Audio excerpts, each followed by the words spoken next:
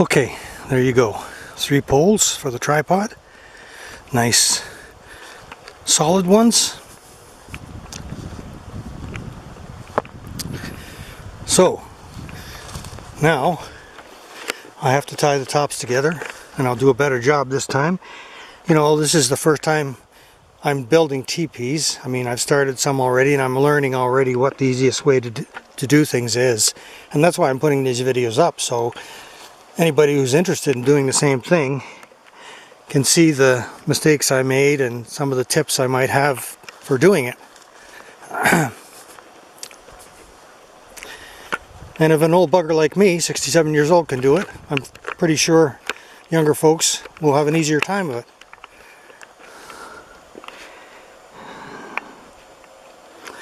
But you have to remember, and always remember this, you're building on public land. So you don't own this place. If somebody comes along and says, well, I want to use it, you can't do anything about it. You have to remember that. There's nothing you can do about it because you don't own the property. And the fact is, I owned property, so I can tell you it's not much different. You know, not really.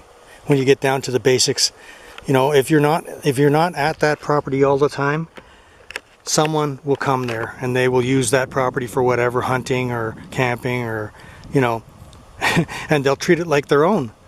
Because I owned property. I owned 12 acres in the wilderness, and I know that's what they do. So it's really not, in my mind, it wasn't worth owning the property.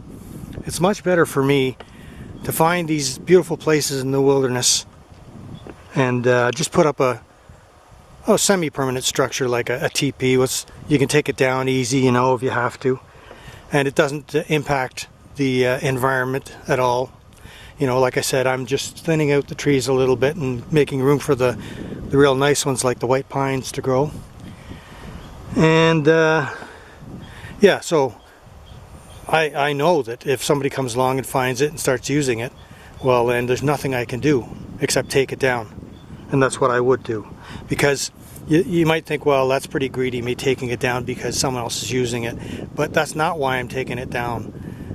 The reason I would take it down is because I can't control what other people do. And if you get the kind that come in here with a case of beer and loud music and they don't give a damn about the wilderness, that's when trouble can start. They start a fire, or they start a forest fire, or whatever, you know. They set the teepee on fire and it burns the rest of the forest. So that's why I wouldn't allow other people to use it. Only people that I know. Like if I know them and I know that they're responsible and they love the wilderness as much as I do, then yes, I would let them use it. But you know, these are things you got to keep in mind if you're doing this. You're building on public land, and you can be moved on at any time. So that's why I'm building a number of them all at the same time. Not only gives me variety in building, I go to different places and stuff like that, but it also helps with security, because if people see me at the same spot or see my truck parked at the same spot all the time, they'll start wondering what that guy's doing in there. And some of them will get curious, and of course, there are a lot of followers around here. They love following. So that's why I like having multiple places to build at the same time. And like I said, if one is found, I've got the other ones, and I can add I'll add another one. If one is found, I'll add another one somewhere else. So I'll always have 4 or 5 different teepee sites to go to. Yeah, it makes sense, and it's a heck of a lot cheaper than buying property that you never really own anyways. You know, you can tell yourself you own it. You can put fences up if you want, but in my mind that ruins the property. It's no longer wilderness anymore. Like when I bought that property up north, it was full of these big white pine trees, you know. And the guy in the property beside me, he was half a kilometer away, but he cut down every bloody tree on his property. So, and he had horses, so he's clearing the whole property for his horses. It was insane as far as I'm concerned. But he wanted to buy my property, but I wouldn't sell it to him. And he got upset. And every time I would come to my property, I'd see that he'd been in there with his horses riding them. So, you know, You can tell yourself that you own something, it's all yours, nobody else can touch it. You know, if you want to live in that fantasy, that's up to you. But that's all it is, it's a fantasy.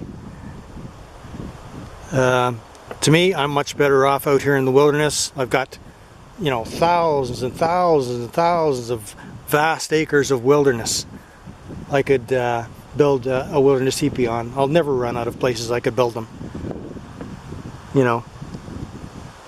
And I'll just keep on doing that if I have to, but I'm choosing these sites for their security, and I just think that the kind of people that I wouldn't want coming in here are not going to come in here because it's too difficult to get to them.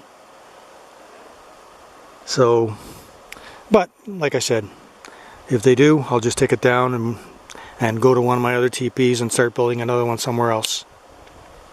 Anyways, I'm just talking while I'm resting up here a bit after getting those 3 poles. And now I'm going to get the paracord out, and I'm going to tie them together. I'll tie each individual pole at the top there, about 2 feet down from the top, and I'll make sure it's wrapped around each pole tightly so that it can't slip up and down, because that makes it harder to lift it up when that rope slips up and down when you're trying to lift it. I still might have trouble lifting it because I got nothing there to brace the pole against. There's a little pine tree there, but I don't think that's going to be strong enough to brace the pole against. There's some more rocks back here, but they're pretty far back. I might be able to walk it though. There's a big drop off behind the teepee, as you see. That's okay, nice. Yeah, so I don't know where I'm going to brace that pole, or maybe I won't have to brace it. I don't know. I probably will, but I'll give it a shot. I wonder if maybe I'll keep the camera running while I'm trying to get it up. I'll hang the camera on the tree over there so you can see what I'm doing. Don't laugh at me if I don't get it up first time, because there's nothing to brace the pole against here, so it might not go up. I'll give it a try though.